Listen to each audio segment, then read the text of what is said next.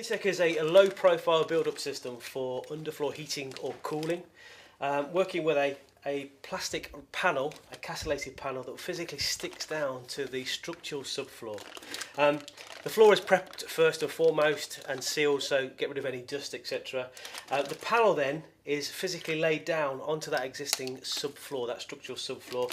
Peel off the back of the panel, very simple and easy to lay that panel down, and just adhere it then to that structural subfloor. The panel itself is approximately 1 centimetre, so 10 millimetres in thickness, and we work with a pipe with the Minitec system that's 9.9 millimetres, and we just naturally step that particular pipe into the castellations of the panel, work your pipe into the tray, back to your manifold, and then once it's gone back into your manifold, then we fill and pressure test the system. And then we cover that panel with a renovation screed. Renovation screed is quite important because you're only looking at a very low profile build-up height of roughly 15 millimetres on top of your existing floor covering that's already down. So very low profile. That makes it very fast reacting.